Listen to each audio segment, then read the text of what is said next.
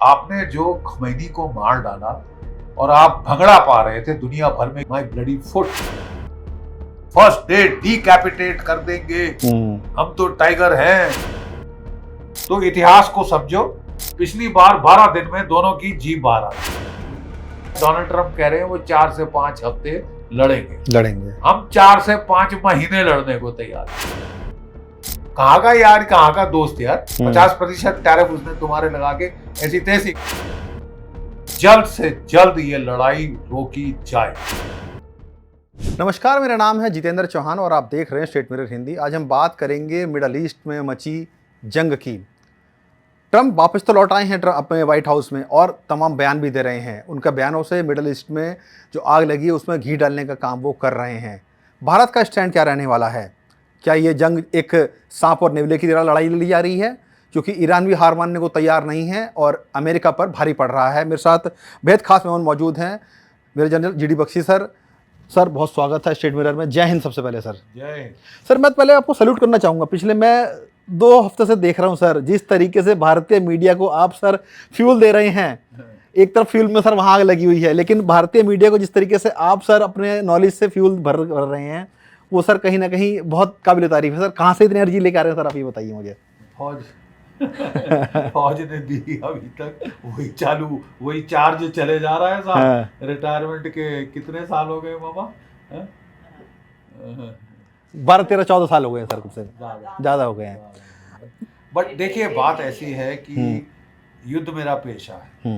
As a military professional I am deeply interested in any battle, any combat anywhere in the world, because that was my job.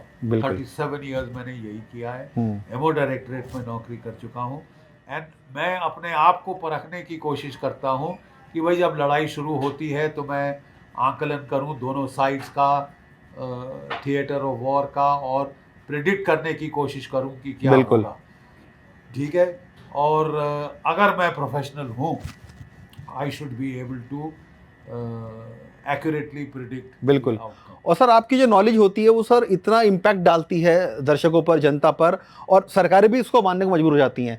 Sir मैं आपसे सबसे पहला सवाल ये जानना चाहूँगा, जंग को सर 13 दिन होने जा रहे हैं, 2 हफ्ते होने जा रहे हैं। पिछली जंग हमने देखा था, जब हमला किया था अमेरिका ने तो 12 दिन में रोक दिया था उसको। कल ट्रंप साहब सामने आए और खूब बड़े बोले हैं कि जंग मैंने रोक दी है और रोक दी है एक तरीके से, हम जीत गए जंग को।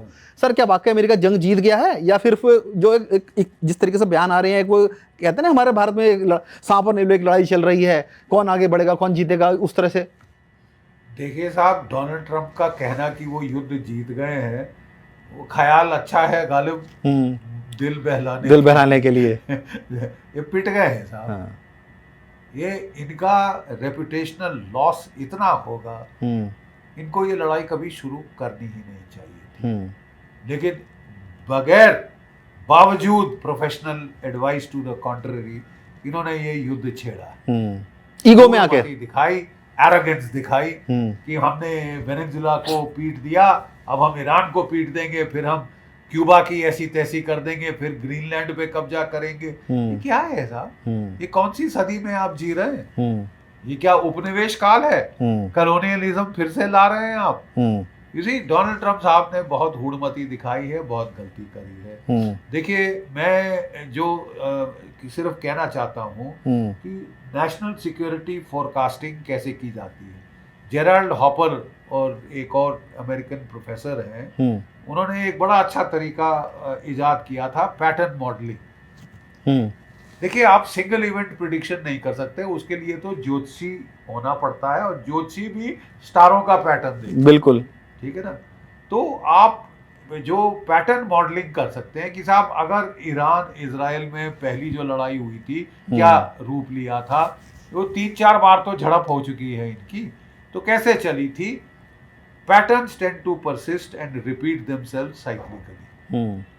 यानी जो पैटर्न है वो दोहराता है अपने आप को, इतिहास दोहराता है। तो इतिहास को समझो और then extrapolate from the past to the present, लेकर दोनों साइड का बीन काउंट वगैरह, कोरिलेशन ऑफ फोर्सेस वगैरह करके करो, तो जब हमने किया तो हमारा अंदाज ये, मेरा पहला अंदाज ये था कि साहब पिछली बार 12 दिन में दोनों की जीप बाहर आ गई, इजराइल की भी, ईरान की भी, दोनों ऑफ रैंप चाहते थे और दोनों ने ऑफ रैंप के साथ सीज फायर कर दिया, नाटक किया कि साहब अमेरिका ने बॉम्ब किया है तुम्हारा इस्फहान की न्यूक्लियर फैसिलिटी जी, और उन्होंने पहले से खाली कर दी थी और उन्होंने कहा हम अल उदैद को मारने वाले हैं, खाली करना है तो कर लो। तो ये नूरा कुश्ती नाटक के साथ वो लड़ाई खत्म हो गई थी। बट 12 दिन वाज क्रूशल। ये लड़ाई का फोरकास्टिंग की जो एक इक्वेशन है वो है मैथमेटिकल मिसाइल इक्वेशन, ठीक है। और इसके चलते ये अंदाज लगाना जरूरी है, एस्टिमेट सारा लड़ाई का क्या रुख होगा, कितनी लंबी चलेगी, टोटली डिपेंडेंट है how many interceptor missiles with Israel and America, how many attacking missiles with Iran.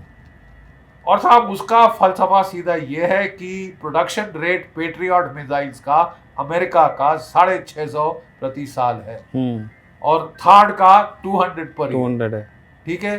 जो ईरान है उसने तो तकरीबन पिछली बार से 2000 से ज्यादा मिसाइल बना लिए हैं नए, ठीक है। और हर महीने इजराइल 100 नए मिसाइल, ईरान 100 नए मिसाइल बनाता है, अमेरिका 6 से 7 इंटरसेप्टर बनाता है। Now you see the gap.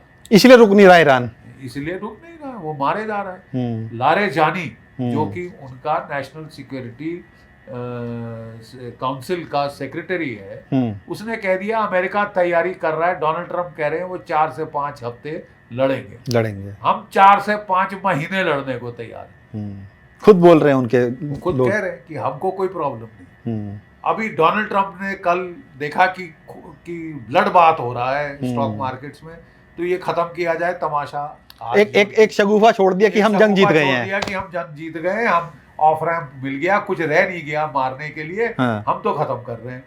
पड़ाक से वहां से जवाब आई ईरान की, हम तो नहीं खत्म कर रहे। उनके नेता सामने आ गए, मोहताज, जिनको भी नया सत्ता सौंपी गई है। मुश्ताबा की माँ मारी है तुमने यार, उसके वाइफ को मार डाला, बहन को मार डाला, वो तो मेरा कहने का मतलब ये है कि ये जो इक्वेशन है मैथमेटिकल, ये इन फेवर ऑफ ईरान है। और दूसरी चीज, आपने जो खमैनी को मार डाला और आप भंगड़ा पा रहे थे दुनिया भर में कि मार डाला, लड़ाई ओवर, अब मेरे जूते चाटेंगे, दिल किस माई बूट्स, माई ब्लडी फुट किस माई बूट्स। आपने ईरान के आयतुल्ला को मारकर, it is like killing the pope of the Catholics. भरोसे का भी कत्ल किया सर, कहीं ना कहीं देखा जाए तो, क्योंकि टॉक चल रही थी सर। भाड़ में साहब, मैं आपको कह रहा हूँ कि जो तुमने पोप मार दिया तो पूरे ईरान में आक्रोश है साहब। जो अगर पहले उनमें आपस में कोई फूट थी वो सब इकट्ठा हो गए। You have made sure that they will fight now to the bitter end. ये होता है नुकसान। देखो भाई, वर्ल्ड वॉर 2 में अमेरिका के पास एटॉमिक बॉम्ब आ गया था। वो जानते थे कि अगर उन्होंने जापान को इन्वेड करना पड़ा तो लाखों अमेरिकी जाने जाएंगी। तो वो इस्तेमाल करना चाहते थे एटम बॉम्ब, लड़ाई खत्म करने के लिए। क्या उन्होंने टोक्यो पे एटम बॉम्ब डाला? नहीं डाला। क्या उन्होंने पॉलिटिकल लीडरशिप को मारा? नहीं मारा। उन्होंने हिरोशिमा नागासाकी पे डाला कि कोई तो रह जाए जिससे बातचीत हो सके, बिल्कुल, जो कि सरेंडर नेगोशिएट कर सके, लड़ाई का खात्मा नेगोशिएट कर सके।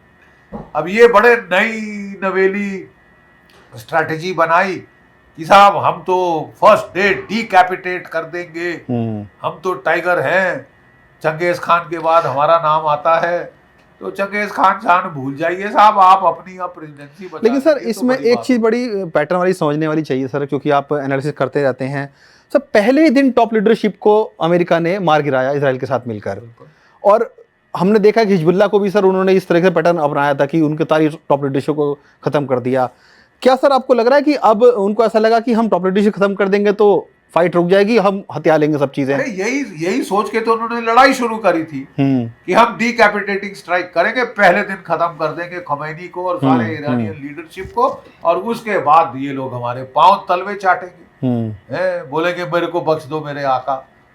बख्श दो साहब, अब आपको बख्शने की टाइम आ गई। सर नुकसान बहुत अमेरिका का कर दिया है, कई सारे देखिए साहब, $11 बिलियन का एस्टिमेट तो वो लगा रहे हैं पहले 6 दिन का 6 दिन का अमेरिका का एस्टिमेट है, पेंटागन।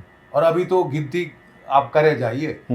और जो बॉडी बैग्स का जो काउंट आया है, देखिए 3 F-15 जहाज गिर गए हैं, 3 F-16 जहाज गिर गए हैं, प्रीडेटर, शिडेटर, मिसाइल, रडार शडार लेके आपके कितने 4-5 दिन पहले का आंकड़ा था कि 6 अमेरिकी सैनिक मारे गए, 18 घायल हुए। उसके बाद से इन्होंने बोल दिया कोई रिपोर्ट नहीं करेंगे। और मेरे हिसाब से कोई 40-50 अभी तक शहीद हो। सर, चूंकि आपने एक बात बोली थी लास्ट टाइम जो हमने बात की थी, अगर अमेरिका का एक भी सैनिक मारा गया या उनकी कोई साइड बॉडी बैग्स आए या कोई साइड डिस्ट्रॉय हुई तो ट्रंप का वापस जाना तय है। क्या सर वो बिल बच चुका है? क्योंकि हम देख रहे हैं कि उनके बहुत सारे इंस्टॉलेशन बर्बाद कर दिए गए हैं और बहुत सारा नुकसान उनको पहुंचाया गया है। इलेक्शन भी अभी जल्दी वहां पर होने वाले हैं। क्या आपको सर एक लगता है कि हमने सुना था एक F-18 का भूत आया था सर अभी, क्या ये उसको बचने के लिए ट्रंप साहब ने एक ये चाल चली? क्योंकि भारत भी सही उसमें कहीं ना कहीं इन्वॉल्व होने की बात आई थी है। और अगर आप जो जिंदगी मौत के फैसले ऐसी घटिया व्यक्तिगत पर्सनल लाभ के लिए करें तो नुकसान होगा देश का। और वो उन्होंने करा दिया है। एप्स्टीन फाइल को भी आप बात ना करें, इकोनॉमी को वो नुकसान हो रहा था।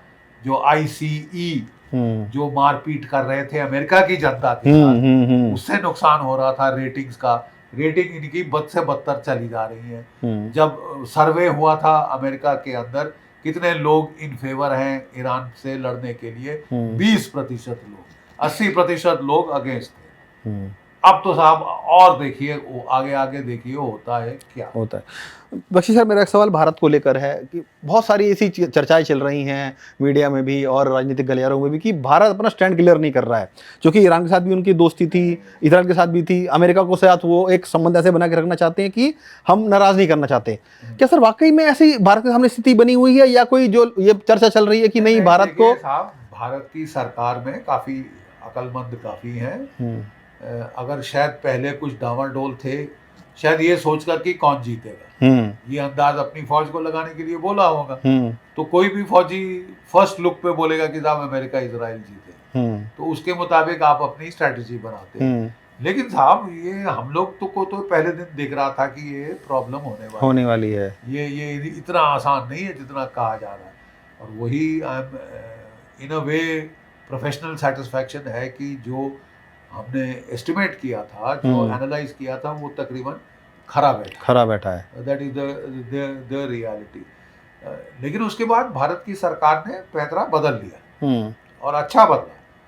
ठीक है, 3 ईरानियन जहाजों को पनाह दिए। बिल्कुल। हमारे फॉरेन सेक्रेटरी जाके साइन कराए कंडोलेंस बुक। हमारे फॉरेन मिनिस्टर ने डिप्टी फॉरेन मिनिस्टर से बात की है, ईरान के फॉरेन मिनिस्टर से बात की है, लावरोव से बात करी है। और हमारे भारतीय जहाजों को अब ईरान ने कहा है ठीक है आप जा सकते हैं। और एक जहाज तो कल पहुंच भी गया सर, मुंबई पोर्ट पे आ गया है। इसका मतलब देर आए दुरुस्त आए। लेकिन सर आपको लगता है कि इस लड़ाई का रिपरकशन आने शुरू हो गए? हम देख रहे हैं ग्लोबल मार्केट में मार्केटें डाउन जा रही हैं, पेट्रोल, क्रूड के ऑयल। अगर ये जल्दी नहीं रुकी, भारत का इस वक्त राष्ट्र हित क्या है? जल्द से जल्द ये लड़ाई रोकी जाए। जितने दिन ये आगे चलती है इसके आगे भारत का नुकसान है, दुनिया की इकोनॉमी का तबाही है, शामिल अमेरिका के। अगर अमेरिका को, डोनाल्ड ट्रंप को ये भी समझ नहीं आया, समझ तो आ गया है लेकिन वो अब अपनी इज्जत दाव पे लगा दी है दुनिया अपने लोगों के सामने। तो अब समझ नहीं आ रहा कि कैसे बैक ट्रैक करूं, कैसे ऑफ रैंप लूं। तो साहब हमको देखिए, हमारे ईरान से अच्छे रिश्ते हैं, इजराइल से बहुत अच्छे रिश्ते हैं। We are well placed to try for a ceasefire. और मेरा सुझाव ये होगा कि साहब we must press for an immediate ceasefire, cessation of hostilities. अभी तक तो साहब हमारा अंदाज था कि दोनों साइड थक जाएंगे, लेकिन ये जो मुश्तबा साहब के आने के बाद I have my doubts, it can go either way. कल सर शर्तें भी रख दी उन्होंने सर, 3 शर्तें उन्होंने। पहले अमेरिका शर्तें रख रहा था कि मिसाइल्स अपने डिसमेंटल कर दो, ठीक है, हिजबुल्लाह हमास से रिश्ते तोड़ लो, हौती से रिश्ते तोड़ लो, न्यूक्लियर बंद कर दो, ये कर दो, वो कर दो, यू नो। और तुम्हारा अगला लीडर कौन होगा, डोनाल्ड ट्रंप डिसाइड करेगा। अरे साहब, डोनाल्ड ट्रंप फैसला कर लें कि क्या वो अमेरिका के प्रेसिडेंट हैं या वेनेजुला के या ईरान के। अब हर जगह के प्रेसिडेंट तो नहीं हो सकते ना साहब। और दुनिया कैन नॉट गो बैक। अब वो बोले साहब मैं अफ्रीकन स्लेव ट्रेड शुरू करना चाहता हूँ, मैं व्हाइट सुप्रीमेसिस्ट हूँ, तो क्या दुनिया एक्सेप्ट करेगी? नहीं करेगी साहब। You have over reached and ये बेवजह आपने अपने देश को नुकसान। सर मैं दो छोटे छोटे सवाल हैं अंतिम में चलते चलते। सर आपको लगता है कि ईरान जिस तरीके से फाइट कर रहा है, कोई है बैकडोर पर सर उसके लिए खड़ा हुआ है और चुपके से मदद कर रहा है उसकी? कोई है का क्या मतलब? रूस है, चीन है, और बताइए। रूस और चीन शरेआम मदद कर रहे हैं और वो कह रहे हैं अगर आप यूक्रेन की मदद कर सकते हैं तो हम भी ईरान की मदद कर सकते हैं। आपने काफी नुकसान पहुंचाया है रूस को, वो भी तिल मिलाए हुए हैं। और चीन तो बड़ा खुश है, वो कहता है कि साहब जितने दिन चले उतने दिन मेरे लिए अच्छा कि जहां तुम्हारी जीप बाहर आ जाएगी, खत्म होगी, तो मैं ताइवान पे चढ़ जाऊंगा। बिल्कुल, तो ताक में बैठा है। मेरा ख्याल भारत को अपने हितों को देखना होगा। हमारा हित इसमें है कि ये लड़ाई जल्द से जल्द खत्म हो। सर मेरा आखिरी सवाल है आपसे, हम अमेरिका को बड़ा अच्छा दोस्त मानते हैं, लेकिन सर हम जिस तरीके से देख रहे हैं, चाहे पाकिस्तान में जिन्होंने सपोर्ट करता है उनको, बांग्लादेश में सपोर्ट अपने तरीके से सत्ता परिवर्तन कर दिया, श्रीलंका में देखा, नेपाल में भी देखा है, क्या आपको लगता है कि अमेरिका की दोस्ती दिखाने की अलग है और शो करने की अलग है? सर भारत को कहीं ना कहीं बैकस्टैप करता है वो हर बार। अरे साहब, मैं तो कह रहा हूँ शत्रु बोध हो गया है साहब। आप कह रहे हैं दोस्ती है। बांग्लादेश में किसने कू किया? अमेरिका ने। श्रीलंका में किसने कू किया? अमेरिका ने। नेपाल में किसने कू किया? अमेरिका ने।